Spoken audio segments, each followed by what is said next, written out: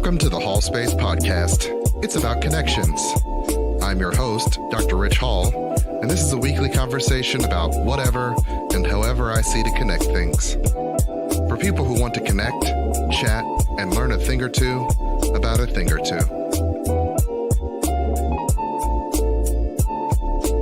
Without further ado, let's start the show.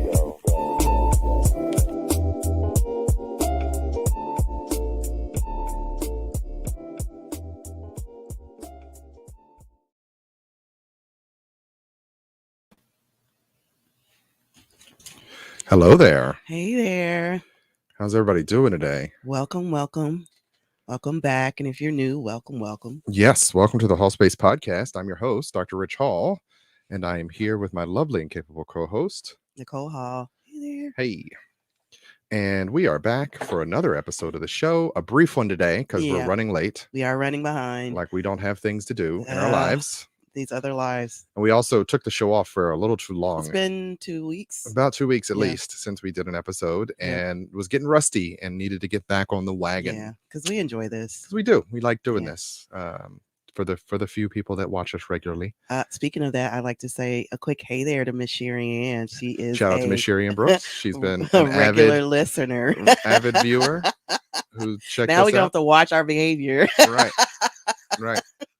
Have to be thoughtful about how we're presenting on the internets, on the interwebs. It's always funny when people you watch the show and then come and talk to us about it. Well, hey, I forget that we do this every week. Yeah. In between, we're living our lives.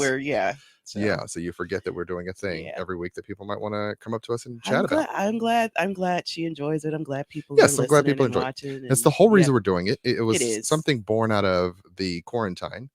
Where we were all kind of stuck in the house and unable to connect with friends and family for some time. And so we put together a show so that we could chat about important topics and share things, even though we didn't always have the time to sit down with people. So I remember the very early parts of the show, I was calling it our dinner party, where we would sit down and have these dinner party discussions and try to be interesting and funny for at least an hour. I mean, and for this generation, this is a good sort of keepsake for our kids. Yes, I do hear us and see us, and I do think of it as if the internets prevail in this form, that the kids will one day be able to tap into this and have some experience with us. They'll have some awareness of who we were. Outside of being their parents. Right. So that's the jam. We are back again for another episode. As I said, a brief one. We're going to do about 30 minutes tonight, and talk about some topics and do some updates. Do you have any updates for the people? I do have updates. The kids did school pictures. And how'd that turn out? Our kids have the most beautiful smiles. And you're able to capture them on your camera. I'm able to capture them on my phone. And they went to school and they did the weirdest. They did you got a bunch of weird face pictures? I got a bunch of weird. They barely look like your actual children. I'm like, what face are we making here? Yeah. And I'm not allowed in the building when they do it, because otherwise I'd be in the back. Like, what are you doing? Yeah, trying to get them to make specific faces for the camera. Yeah. So I bought them anyway because. So you actually paid for those photographs. I did, even though you're a photographer. Photographers. We can, I don't feel a way about that at all. We're gonna have you do official photos. I'm gonna have to do official photos because apparently we're behind. That did not turn out well. Halloween is coming up. Yes. It's on a Sunday, which is weird. Is it? It is weird. It feels as if it's never been on a Sunday. It probably has in the past at some point, right? It's Halloween not being on a Saturday. A Saturday is the dumbest thing I've ever heard. We should just make it like the last Saturday in October. We can do as a society. We as a society to make who it the controls the holidays and the calendar. Right. Say it's the last Saturday. We'll have it on a Friday. We're not going to have it on a rainy Tuesday. Make it on a Saturday. You're going to do it on a Sunday? Just make it every last Saturday in October. Yeah. Good news about that is that falls, wherever that, and that's like, but they adjust all the other holidays so that it falls on a Monday or that it falls on or like Thanksgiving always falls on the third Thursday of November. Just do the same thing. They don't want to do the math with the Halloween. It's not even math. It's just fourth Saturday, final Saturday in October. Because it's for the kids. You're not doing it for any other reason other than I guess some adults, but it's mostly a kid holiday. No, it's definitely mostly a kid holiday because I can go right now and go get candy. Just like I would love for Christmas to always be on a Saturday. Yeah, that would be helpful. Or Friday. I want a Friday. I want a Friday off. Yeah. But then no. If you do a Thursday, then you also get the Friday. Yeah. We should probably move Christmas to be like Thanksgiving. Yeah. The final Thursday of the month. Yeah. But the problem is, you don't want that. The problem is it might want occasionally bump into New Year's. You wouldn't get that same amount of time off in between. You get that same week. That's true. For people who get the time off in between. Yeah. Not everybody does. Most people don't. Only people like me who work in school systems tend to get that off. So lucky me, huzzah. But for the rest of you normies, it wouldn't be that big of a deal. But for me, it'd be like, I'd lose some time. I like having the week off in between. And for a lot of us who have to take vacation during that time, it's like, you got to put your time in June or May to say, okay, who's going to be here for Christmas? Because somebody has to be here. Who's going to pull the short straw? Yeah. It goes like that for December, and it also goes like that for July because that's a popular month for everybody to take their kids on vacation. So pretty much. Yeah. I don't know about taking the kids on vacation in December. I kind of like lounge around the house. I know sometimes Ra really wanted to go to New York that one year. Yes. And I wanted to go to Clearwater last year. So I tend to think of it as a hang out around the house holiday and not a let's rush to get a bunch of traveling in. We were going to try it. And you really wanted to try it one year. I did. I had booked the hotel and everything. We were going to go to Clearwater in between Christmas and New Year's. So we were going to go for a couple of days in between because I was furloughed and you were off. Go down to Clearwater, come back, and then host New Year's because we always do New Year's. Yeah. Kid-friendly New Year's, but New Year's. So that's big the big comings and goings of the Hall House, I think, right now. We went to go see the James Bond movie today. I loved it. It was very good. I was gleeful throughout it. It had a lot of really good, fun action. There was in it. A bunch of James Bondy moments. So many James Bondy moments. Yeah. So I do recommend No Time to Die. Yeah.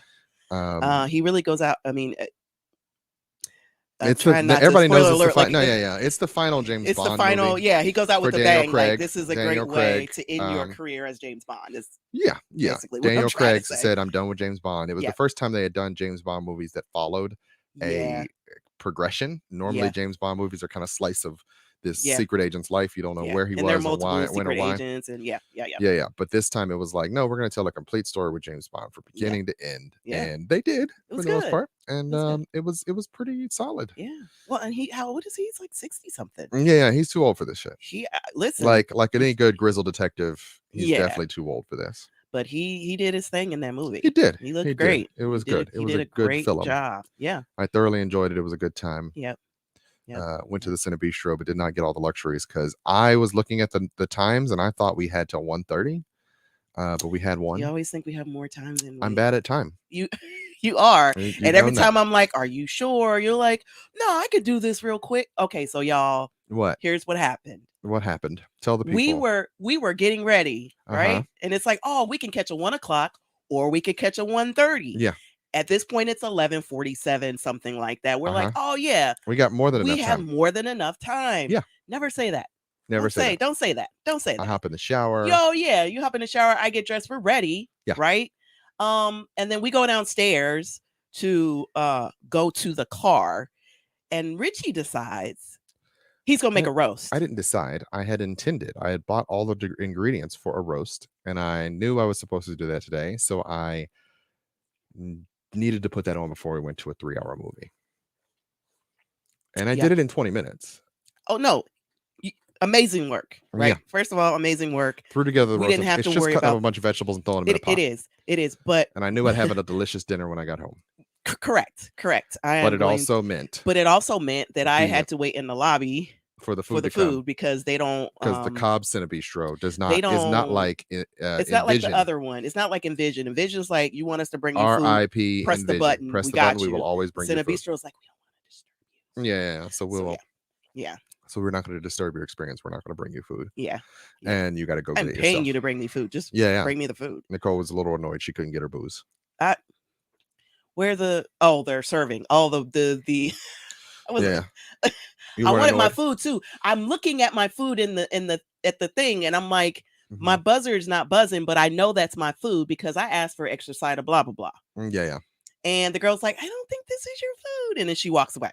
And then the lady that actually took our order was like, yeah, I said, I've been staring at my food. That is mine. Okay. It's been there. It's been there a while. It's been there a while. No longer as hot on those tater tots are no longer as hot as they were. No. It's also cool that they have tater tots now. I was super excited. Happy about the tater tots. I mean, their menu is limited, but they put a special sauce on the hamburger too, which is something new. I wasn't paying attention. But I know. They don't put a lot of that sauce in my hamburger. They do not. That's why I asked for a side so I could taste it and see what it was like. It was cool. Yeah, it was good. It was a decent burger for what it was. Yeah. I can get better burgers out in the world, but you know. Yeah. Yeah. For a movie theater. Yeah. Pretty good burger. Yeah. Pretty good. Yeah, soda and like, you know, like we're living like our best kid lives when we do this. Like you get to go. You get a big food, soda, big you get the popcorn. big soda, you get the big popcorn, you get the bunch of cruncha. Yeah. Yeah. Which I forgot to eat because I'm not used to eating candy in the theater. Yeah. Because I haven't done that in forever because I'm still living by 1970s rules where my parents are like, don't ask for nothing, don't want nothing. Pick up nothing. I remember to go back a little bit, when I first started dating Nicole, it was weird because we would go to the theater and she'd want popcorn and stuff. And in my head, it's like, you're not allowed to eat popcorn here. You don't pay for this popcorn. You bring outside snacks or nothing at all. And she'd be like, but we're supposed to have popcorn with it. I'm like, no, we're not. It's a part of and we're college students. So it's a part I barely have the cash for this movie, not let alone the $14 bag of popcorn. It's a lot of and so she would always and you know, we're always rushing because it's me. So she'd be like, so we should stop and get popcorn and candy. And I'm like, what? Yeah. I don't spend money on that. We do not do that. I do not do that. I'm still living by rules that were set down to me by parents. He would always take me to dinner either before or after the movie. Yeah. So your off days were like Wednesday and Thursday night. Yeah. So you always had the movie theater to yourself. Dinner, yeah. But I'm like, I want to eat while I'm watching the movie. You're not gonna. She wasn't even gonna eat the whole thing of popcorn, which is how I learned that in a marriage, a person's going to trigger the kid in you because you're afraid that she can somehow get you both in trouble with the parent that lives in your head. Because it's like you just ordered this $14 bag of popcorn. You had like 3 bites, and then you let it sit here. You better eat the whole thing. Yeah. I guess we're taking this popcorn home now because I can't waste it. My mom ate the rest of our popcorn. She enjoyed it. She was like, "Where'd you get this popcorn?" It's theater popcorn with theater butter. Yeah. But yes, so I had to overcome that early trigger. Well, I knew to ask most of the time if we were going to go see a movie, because that's what we did. Yeah. Can I get popcorn this time? Yeah. Because I was mega broke. Yeah. Super mega broke. And I had a job, but I wasn't like rolling in it like that. I could just be buying popcorn every time we go to the movies. We went to a lot of movies. We've always been very candid about like the money that we're going to spend when we go out. Like, okay, now you could either do this or you can do this. Yeah. But that's one of the reasons that I kind of knew that you were pretty much down. Like, you didn't make a big deal about money, nor were you. And you were very understanding.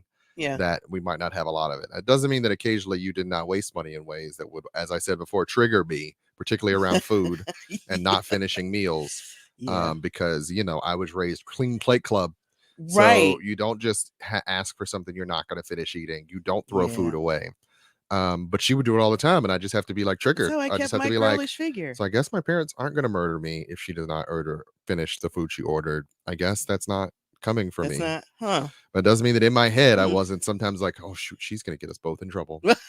I tell you what, we had a breast cancer walk yesterday, and Bridget and I were walking, and it's early in the morning, you know, Saturday, and we're tired. And I promise you, Bridget triggers me every time. She was like, I don't want to do this, and so Victoria is like, so wait a minute, we're walking and Gammy's not walking and she's making us do this. I was like, I wouldn't say that to Gammy. Don't let TT get you in trouble. She's gonna get us all whooped. Okay. Okay. Don't do that. Watch yourself. Listen, and Bridget is good for that. Okay. Yeah, she will totally. Yeah, she don't care. That's her mama. She's gonna say much in the way that little. She's gonna say what's on her heart. She's gonna say what's on her heart. Okay. Right. Yeah. Right. So as the oldest kid, I'm like, hey. Yeah. But like I said, I've learned that a marriage is like two people triggering each other over the stuff that their parents raised them on over and over again, which is why like a majority of the fights, a majority of the roommate disagreements that happen between married couples are your parents' rules being passed down and the other person didn't live in your house, so they don't have any sense of what those rules are. Yeah. And so you're arguing over things that were arbitrary rules your parents believe because of their history. Yeah. And if you're not aware of that, you will constantly be triggered by the other person. Well, you always have to have that conversation. Like one of the odd things. I don't know, you can't always have the conversation because you don't always know. You don't always know. You don't always know. But one of the, but we would have conversations because you're like, I don't have to clean I would have to clean the bathrooms. That was my job as a kid, but that was always my job as a kid. And my brother always did the trash. And so when you're creating your own household and you start to have kids and you start to even just figure out cohabitating means you have to start having these conversations. You have to have the conversation because if you don't, I guess people have expectations and they get into fights. Yeah. And then you have to say, okay, we figured each other out. Now we're going to add humans. Yeah. And then you need to figure it out for them because they don't know either. They just be like, oh. And some of that stuff is stuff that we've decided to do as our family unit, not as how we were raised and all that kind of stuff. And so not necessarily for everybody. Yeah. And I think, communication ends up being very key in that, because if you're not communicating, then a lot gets frustrated very quickly. Yeah. So you do have to be pretty aware of what you're doing, what you're saying. Yeah. So a couple of things on the docket today. Just let's go to the main story, which comes to us from TMZ, called Dads on Duty. So it's on TMZ, but it's also on Shade Room, and I also follow Viola Davis. I love her Instagram. She posts a lot of just great stuff. And so I saw it on her page first. And oh, wait. Sorry, I blocked you. There you go. And so apparently this school in Louisiana, they had like 3 separate fights within a week or something. Yeah. It was a lot. It was a lot. And they have video cameras of the footage, showing these kids getting into fights like every day. Yeah. And so what these fathers decided to do was to get together and go to the school and just sort of be a presence there and make sure the kids get into their classes on time without fighting and things like that. And there were 23 kids arrested for fighting. Jeez, they're arresting them. They were arrested for school fights. For fights on school, but it was like it looked like it was like a brawl. It looked like it was a big brawl. I did see it. Yeah, it was on social media, and so the fathers decided to get involved directly. We've never gotten and since they've been involved, there have been no fights. There have been no fights. Some people were arrested in my day. I remember some people were arrested naked. But for the big stuff, but for the random fights, most of the time there was somebody there that we respected enough to stop. But so they haven't had any fights. Since this happened. Dads are really enjoying it. Kids are actually going to class on time, etc. And I don't know if you saw the interview. They interviewed some of the students, and the one girl that says, why is this working? What is it about these dads just being there that makes it work? And the girl simply said, have you seen the look?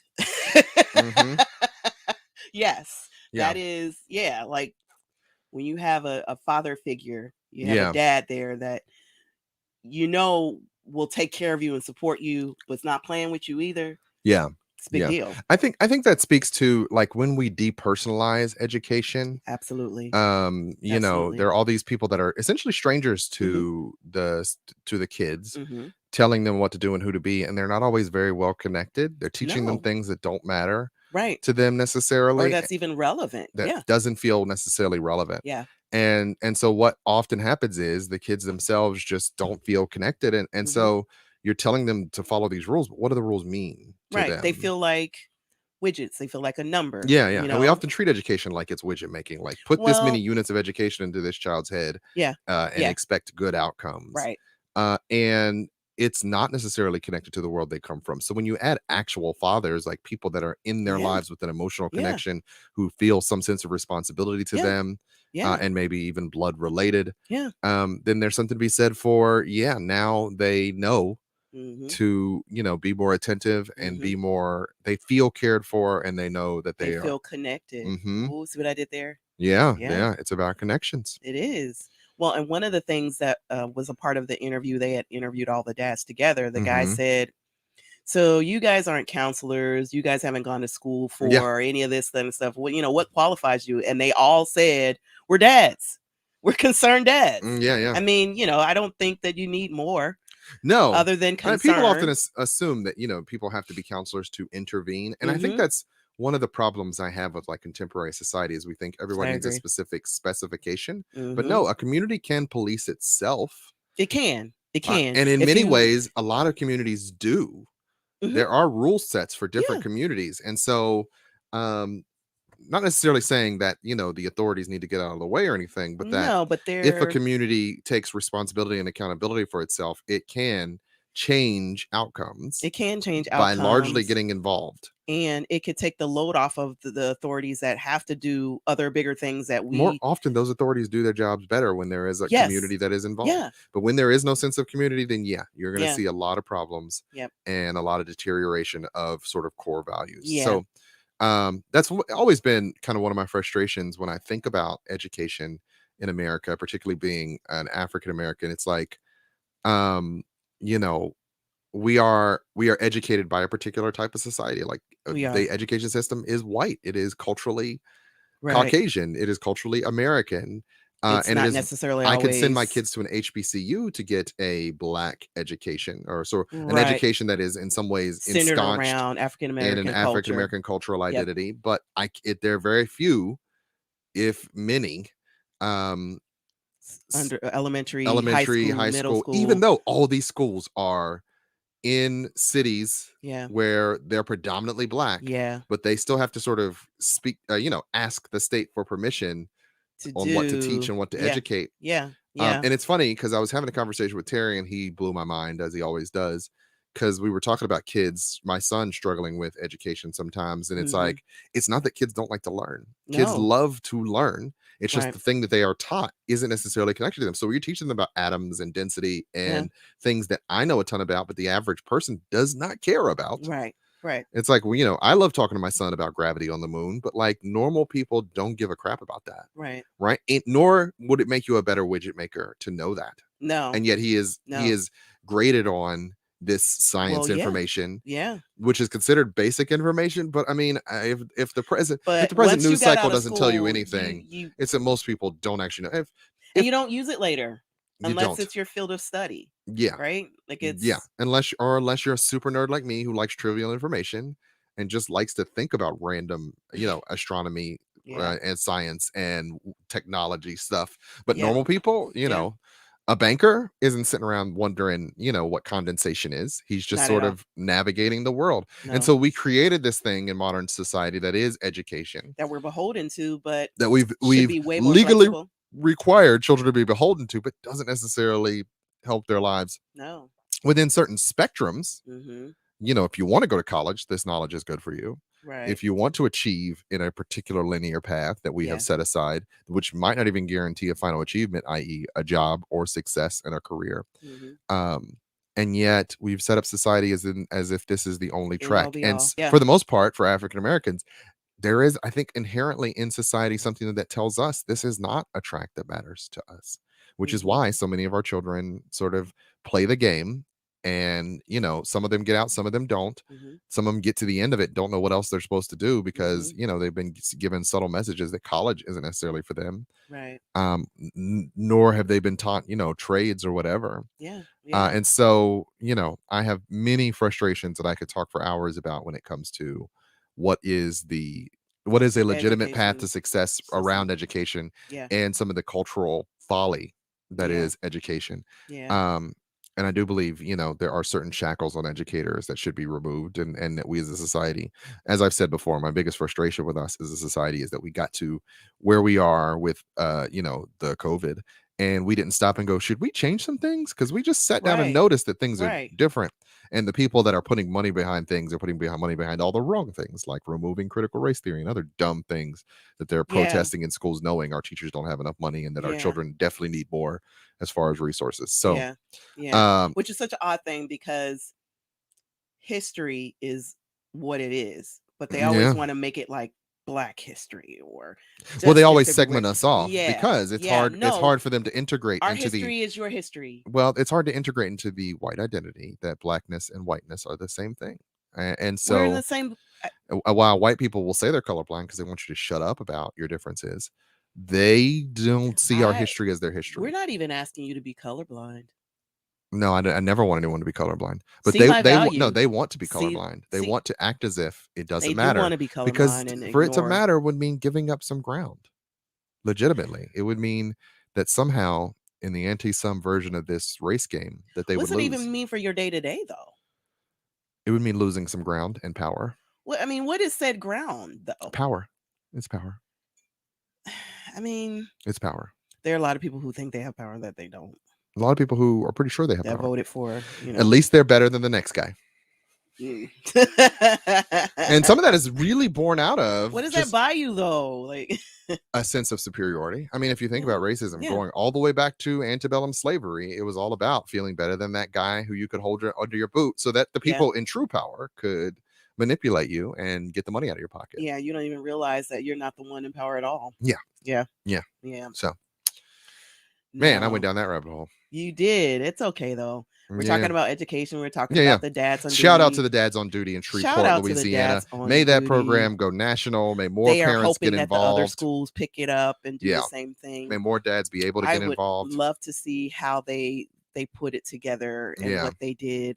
I do think more communities can take the reins themselves. But part of the problem is, capitalism being what it is, we're all like working so hard at jobs that don't serve us or our community, or that's often been a thing for me. It's like, oh, I'm doing this thing that I'm putting so much energy in, but I'm not like raising my own children. I should be more invested. More invested in their day. I'm trying, but that's on top of the time I give to the salt mine. So shout out to them for that effort, the highest of praise to those guys for getting involved. Beautiful to see, because they do recognize as fathers that there are kids who don't have father figures or men in their life, and that just being a father figure, just having your presence there, is so important. I mean, and honestly, I don't know, they probably know this, but there are kids that are loving to go to school just to be have around that male energy and and positive regard. No, that's one of the things that keeps me in one of my side hustles, is because I know that for some young black men, I'm the only positive black male role model they might meet along the way. And that's one of the things that, to be honest, frustrates me about working at a predominantly white institution. Like, I feel like I'm just saving white people's kids, and I know African American kids need so much help and support. And that's draining sometimes, but also it feels like, oh no, I should be using my talents to protect more people that look like me. Just because I know how much I would have valued seeing a person like me. And that's a burden that particularly black people have that is unique to us. White people don't feel that same responsibility to. They inherently act according to it, but they don't have to. Maybe, but they don't think I need to save the white race. Necessarily, but we really want but often to see black people win, in the words of Issa Rae. Often to achieve, we realize that we have to sacrifice to some degree, and we're like, well, how can I reach back? We often have a greater responsibility and a greater burden, and there's so many things that are already written on how difficult that is. There's a lot of us that feel that way. But one thing I will say about Cincinnati Public is we are connected to a lot of people that do value these kids, our kids, and really help them out. It's not true for every place, right? It's not true everywhere.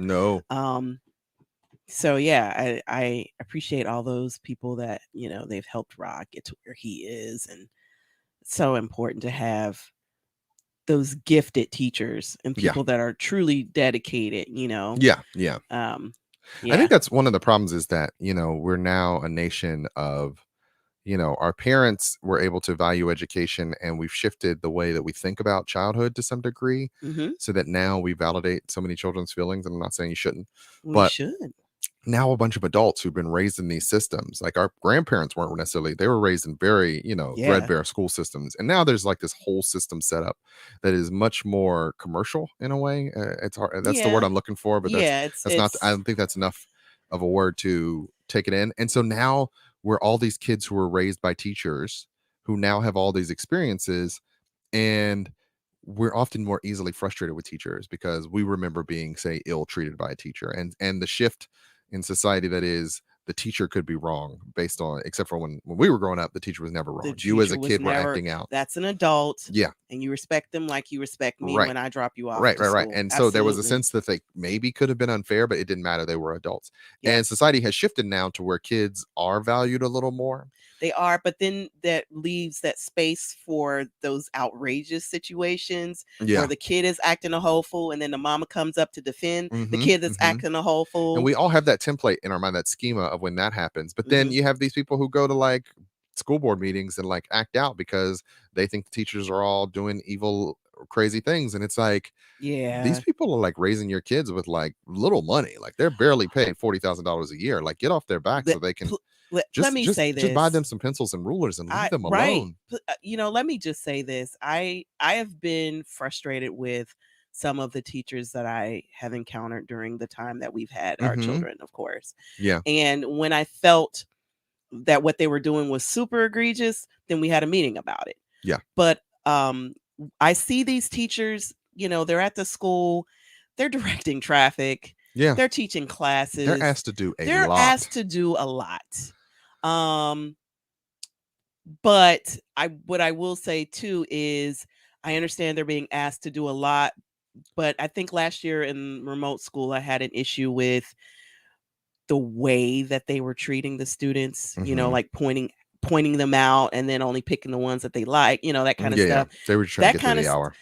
They were trying to get through the hour, and I understand that, but when my baby comes to me and he's crying because he feels like they're mad at him and they're going to call the principal and all this other kind of stuff, then we have to have a conversation. But those are the kind of things that as a parent, you sort of feel your way through, you communicate about it, and you go from there, but you give them the benefit of the doubt. Not everybody does that. They're standing in the rain and the cold directing the stupid purgatory line. I do think more people should give them the benefit of the doubt. They are just doing their best. How much I hate that line. Yeah, you said how much you hate that line. I hate it. Yeah. Yeah. I know you hate the line to pick up the kids, but if you walked, you'd skip the line altogether.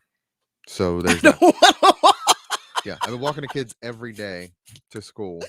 Every morning I walk them to school, and I get to skip the line as you do. Well, it's funny because at the breast cancer walk, one of Victoria's Sunday school teachers said, "Did you walk the whole way?" She said, "Yes, I walk to school every day." Yes. She's so proud. You know? So she walks half a mile to school every day. Yeah. And one day that'll be the story she tells her children. My dad made me walk every day. Every day. Yeah.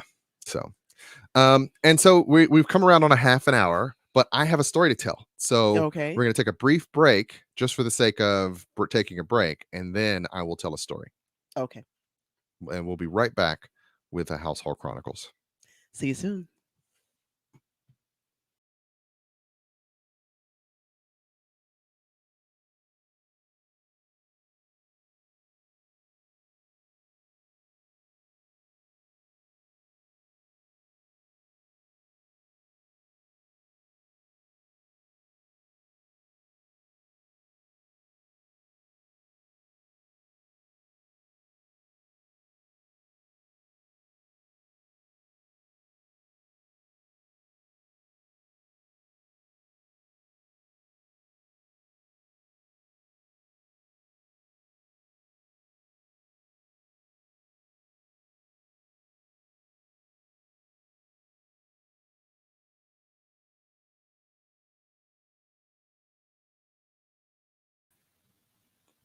Hey, welcome back to the Hallspace Podcast. I'm your host, Dr. Ritch Hall, and I'm here with my lovely and capable co-host, Nicole Hall. Hey there. Welcome back. Welcome back to the second half. And this one's going to be brief, and as brief as I can make it before I tell the story, because I do have to go pick my kids up. Yep. So I got pulled over. What was that? Was that Thursday night? Thursday night. So it was Thursday night. And remember that before the break, I said I've been walking my kids to school every day. So that part's important to what's going to happen in this story. So remember that as I tell you this story. And you're going to wonder what it has to do with anything, but Yeah, I walk my kids to school every morning. Us through this. Yeah. So Thursday was a very long day. Got up early, walked the kids to school, and then had a ton of clients. So I was doing my thing all day, and then had group at the end of the day, and then a virtual panel at the end of the day. Shout out to the Community Engagement Center, who actually put out a directory of African American therapists in the area, and I might be able to pull that up if I can remember what. I feel like we should link it so that people can access it. Yeah. Anyway, so I sat in the panel for that. Oh, yeah. Oh, that wasn't the right thing. Something shiny with Yvonne. Yeah, I know. I did that as if I'm not on the show right now. Something shiny with Yvonne. We will link it in. We will link it in the show notes for the yeah.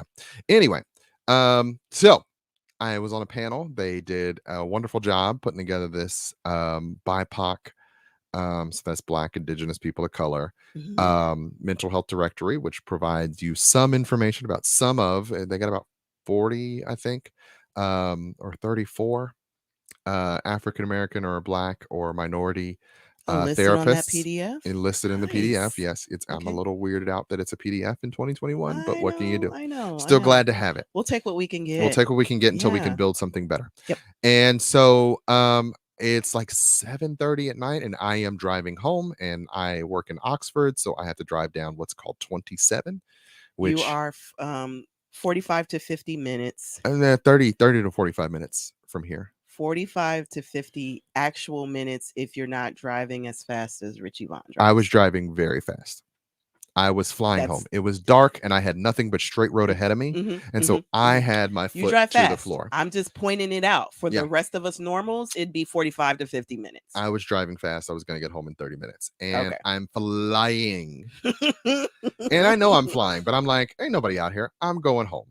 I have a radar detector in my car because I drive in backwoods, and sometimes cops just kind of pop out at you. All the way to the school. But it's like in the dash, and I'm almost never paying attention to it because it rarely ever goes off, because these days they use lasers, which mean they just hit you when they hit you. And it's not like radar before where you get a warning before it happened. And so I drive, I hear the blip, and then I see a truck coming right at me, and I'm like, oh shit, they got me.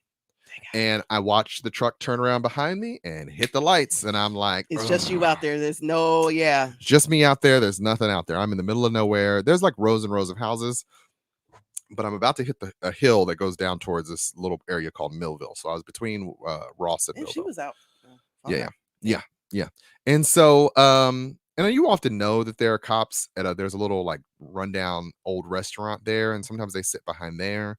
And then sometimes they sit at this like feed store that's out there, but like, so it's right at the gas station there. Past the gas station. Okay. Was where she got me. I had passed the gas station. I was coming. She goes pretty far up north. Yeah. Well, I mean, she's a sheriff. But we'll explain who she is in a minute here. And so, I am flying. I get pulled over, and I pull over, and I immediately go into black men in a cop scenario situation, hands at 10 and 2, right? Nothing to see here. I got my ID out already. I got my phone up on the dash so that it can be seen visibly.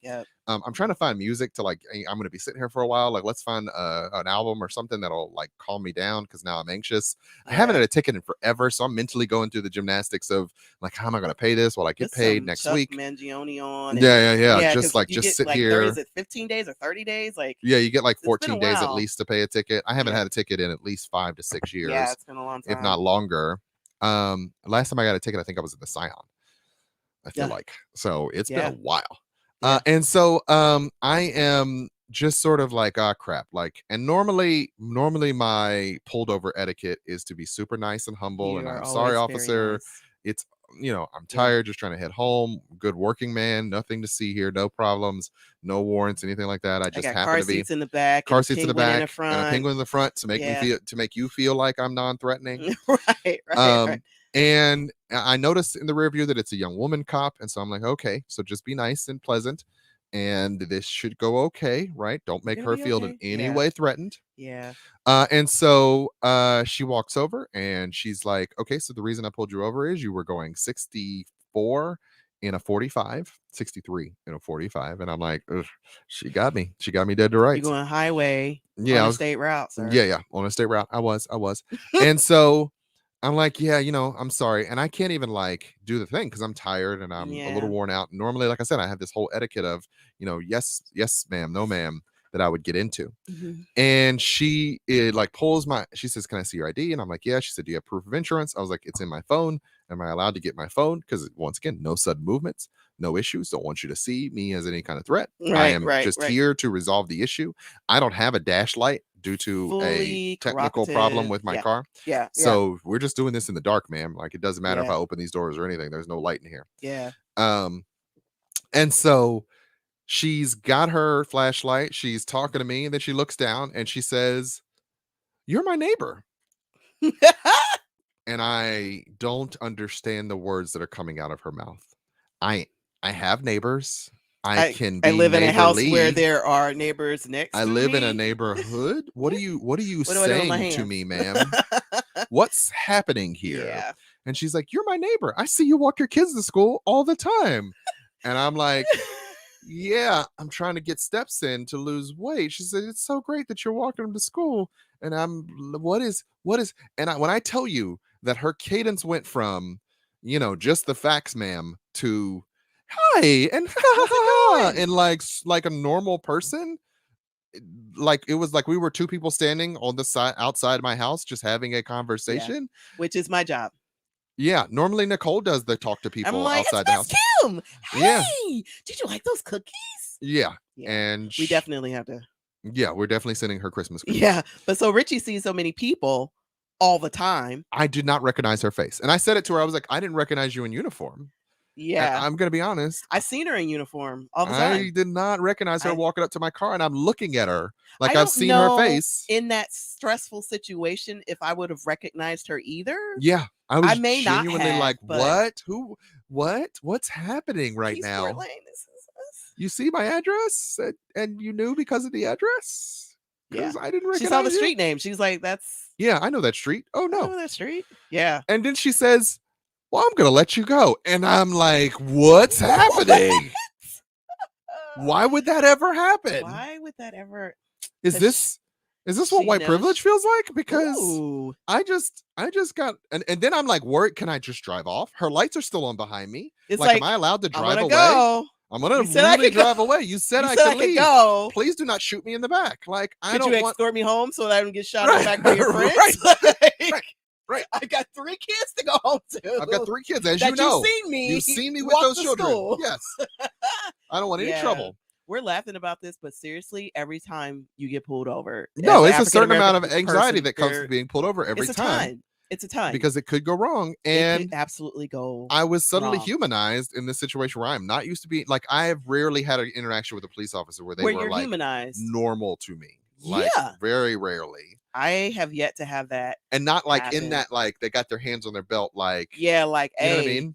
Don't move too fast, bro. I feel like once me and Lewis had like this interesting interaction with a cop in Tennessee where he was asking him a good place to go hang out because we were out of town, and the cop told us to go to a strip club, which was like a whole thing. But like that was the only other time I could say that a cop and us were like having a normal kind of bro chat. Yeah. But in this, it was like she just melted out of the professionalism into a normal human interaction, and I'm like, yeah, what do I do with that? Thank you. So I got to get her a Christmas card now and cookies, and I don't know. Do you give out Halloween cookies or Thanksgiving cookies? I don't know. We got to give her something. All of that's in my wheelhouse. Yeah, that's her job. She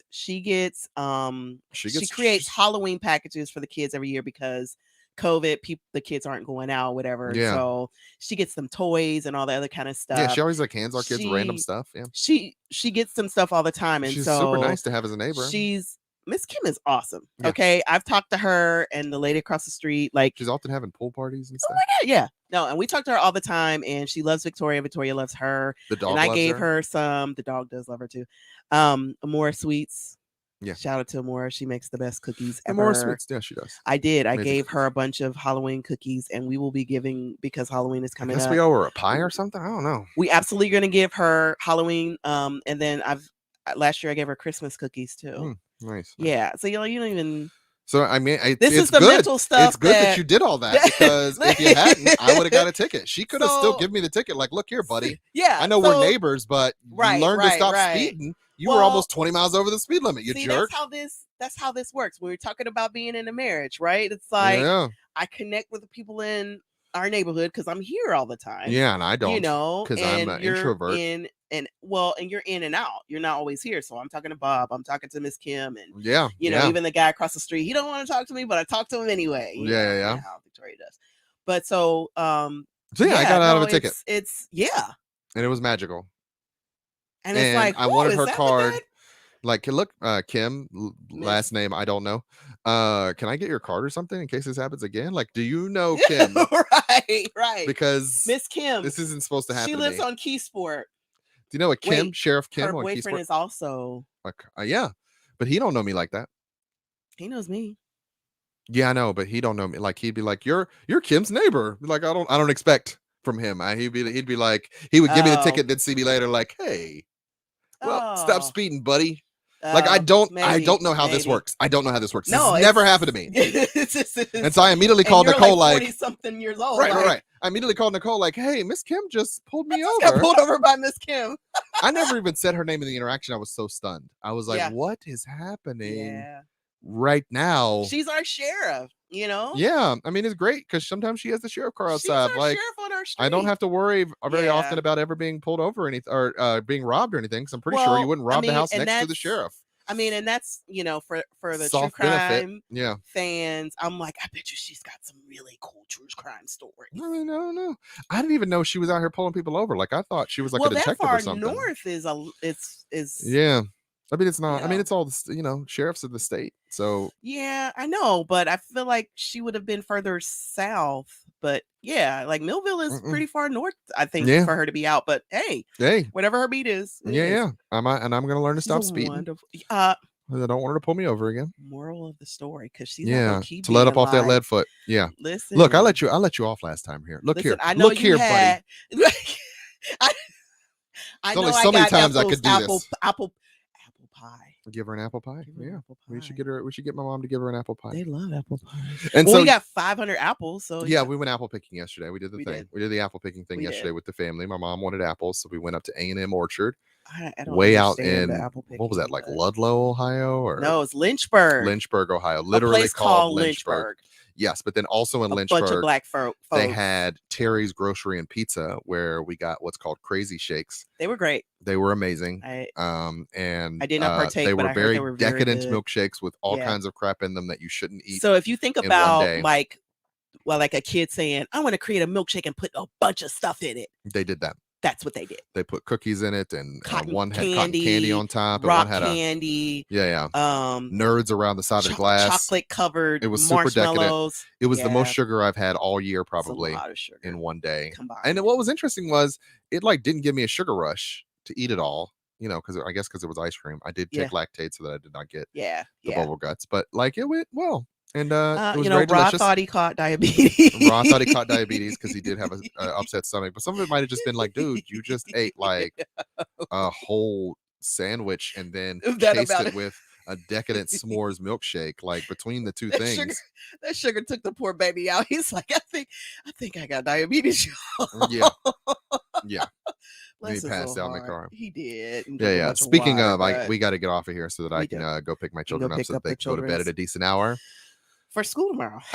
Also shout out to me because last week I got over 20,000 steps every day all week, which was a feat. So I'm really like active in this whole working out thing. So we'll see how that goes.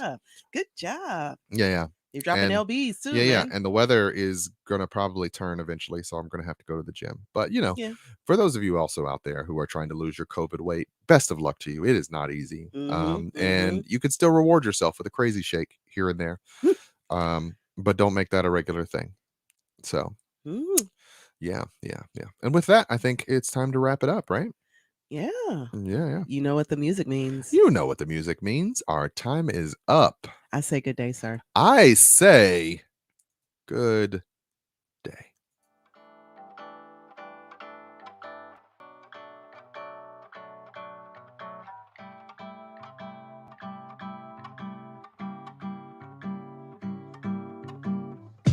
The Hallspace Podcast is brought to you by Hall Productions, LLC. Show notes and credits can be found at our webpage, thehallspacepodcast.wordpress.com. Any questions, comments, or concerns can be sent to us at thehallspacepodcast@gmail.com. The show is written by Daggerpin Davis. Music is curated by DJ Cabal.